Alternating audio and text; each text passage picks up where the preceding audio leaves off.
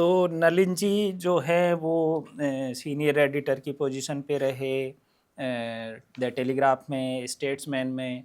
और नलिन जी अपने आप को ये कहते हैं कि वो छोटी छोटी कहानियाँ सुनाते हैं। एक किताब ये the greatest folk tales of Bihar Nalin ji की ये किताब है। लेकिन हम जैसे लोग मानते हैं कि सबसे ग्रेटेस्ट फोक टेल तो बिहार का आपने ये लिखा, रायसीना से गोपालगंज से रायसीना, मेरी राजनीतिक यात्रा, लालू प्रसाद यादव जी की आत्मकथा। आत्मकथा कहेंगे पहला तो इसे, या फिर इसको जीवनी आत्मकथा कहेंगे? ही कहेंगे। उनकी आत्मकथा ही है, ऑटोबायोग्राफी है।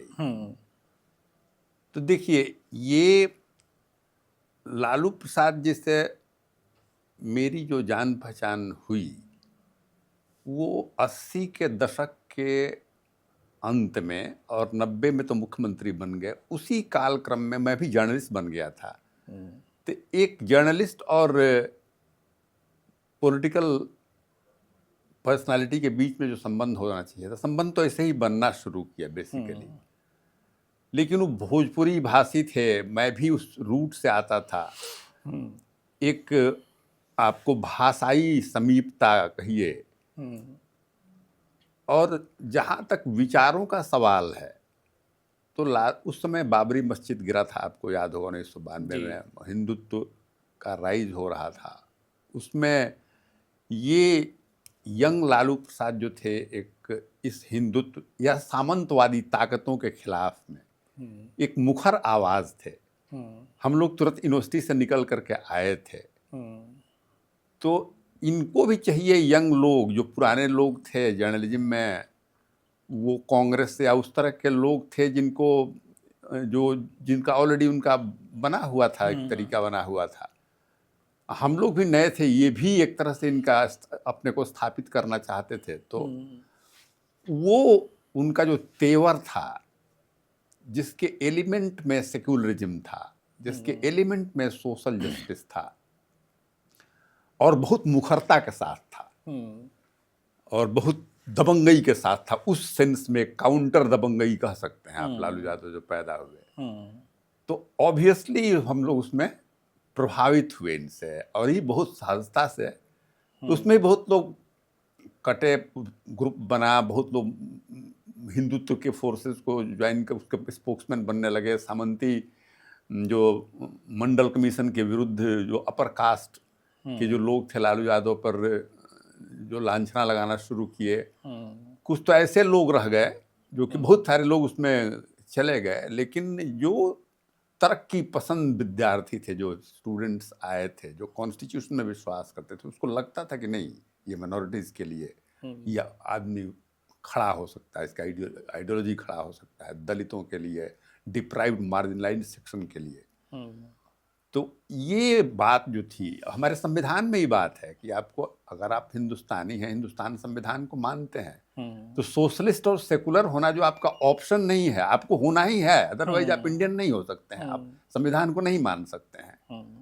तो उस तरह से यंग लालू यादव में हम लोगों का, यंग जर्नलिस्ट लोगों का एक जुड़ाव, हमारे तरह के आदमी का बहुत आत्मीयता हुआ। किताब तो बहुत बाद में आई। तो किताब में महेश जी एक और बात हुई कि 90 के दशक में फॉर्डर स्कैम ब्रेक हुआ। तो फॉर्डर स्कैम में जो स्टोरी छपती थी स्टेट्समैन में, उसमें मैं काम करता था, तो सब लालू जी के अगेंस्ट जाता था। मैं उसमें लीडिंग राइटर था, उनके खिलाफ लिखता था। मैंने, हम खिलाफ उनके नहीं लिखते थे। ये जो बीजेपी की जो धारा थी, हिंदुत्व का जो राइज हो रहा था, या बाबरी मस्जिद को गिरा दिया गया था, इसके खिलाफ हम लोग थे। लेकिन जब ये बर्स्ट हुआ, जब स्टोरी छपनी शुरू हुई फॉर्डर स्कैम का, तो फिर जो स्टोरी छपती थी वो लालू जी के अगेंस्ट जाता था, जो कि उसमें हम लीडिंग राइटर थे। हाँ, तो ये भी चर्चा का विषय था कि ये तय हुआ कि लालू जी की आत्मकथा लिखनी है। अब कौन लिखेंगे? तो जो 5-6 लोग तय करे गए, उनमें से आप एक ऐसे व्यक्ति थे जो बहुत क्रिटिकल रहे लालू जी के प्रति।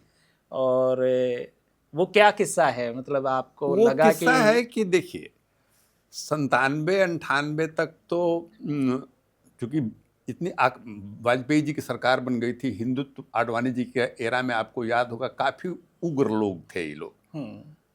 तो 95 के इलेक्शन तक तो लालू प्रसाद जी एक सेकुलर, प्रो माइनॉरिटीज, प्रो दलित का हम लोग सपोर्ट करते थे। 96 में क्या हुआ कि फॉर्डर स्कैम, तो ये इसको सीबीआई इन्वेस्टिगेट करने लगा, वहाँ यूएन विश्वास एडिशनल डायरेक्टर हो गए, वो स्टोरी वगैरह देने लगे। तो आप ये एक ऐसी बात कोर्ट मॉनिटर करने लगा, स्टोरी आने लगा तो उसमें वो एक स्कैम था जो कि आपको ट्रेजरी में बहुत सारे ट्रेजरी से हुआ था, उसको बेसिकली ट्रेजरी स्कैम कहा जा सकता था, जिसमें एक्सेस विड्रॉल, बाद में सैकड़ों लोग उसमें एक्यूज थे, कई सारे केसेस हुए थे उसमें, बहुत दिनों से वो चलते आ रहा था।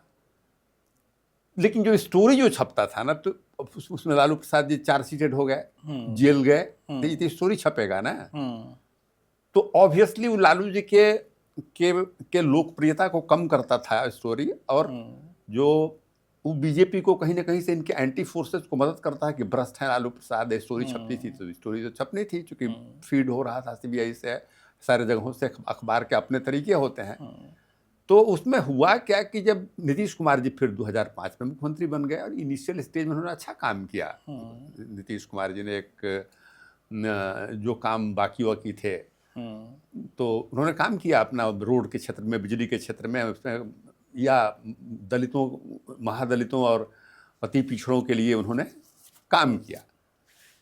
तो 2011, 12, 13, 14 के आसपास जो था, लालू प्रसाद जी, तो एक इमेज बन गया था कि ये लोग जो है तो लालू के खिलाफ, हम लोगों को भी प्रेजुडिस हो गया था कि लालू जी तो हम लोगों को लगता है कि भूल गए होंगे, या हमको क्यों याद करेंगे किसी चीज को। अब उस तरह के जर्नलिस्ट हम थे नहीं कि रोज रोज उनसे मिलते थे जाकर के।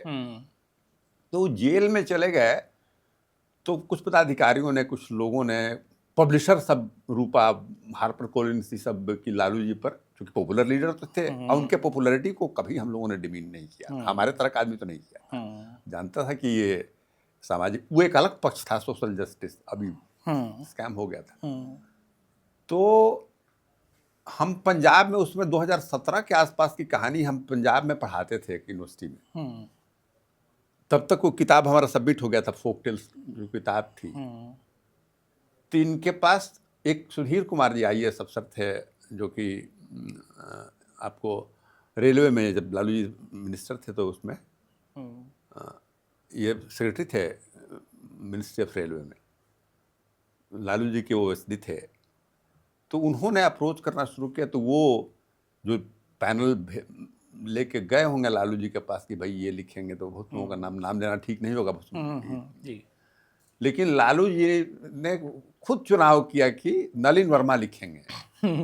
तो वो सुधीर कुमार जी हमको नहीं जानते थे, लेकिन और जो लोग थे उनको, बहुत प्राइवेट बात होती है, क्योंकि पब्लिश नहीं होना तो बहुत चीज़। तो हमने कहा कि भाई हम कैसे लिखेंगे, इसलिए कि वो जेल में हम मिलेंगे तो नहीं। उनके बड़े बेटे की शादी होनी थी 2017 में, 18 में, तो निकलेंगे तो मुलाकात होगी, फिर से आप बात कर लीजिएगा, आपसे वो बात करेंगे वो। तो पहले तो हमको आश्चर्य लगा कि भाई हमको क्यों सिलेक्ट कर रहे हैं। उसमें फिर लालू जी के लिए हमको एक बहुत मैंने श्रद्धा का भाव हुआ कि भाई जो आदमी ये नहीं है कि इतना क्रिटिकल भी रहा है, स्टोरी उनके अगेंस्ट गई है। तो तेज प्रताप जी की शादी थी, उसके एक दिन बाद हम गए बड़े मार्ग में, तो हमको लालू जी बोले कि आप ही को लिखना है मेरी किताब।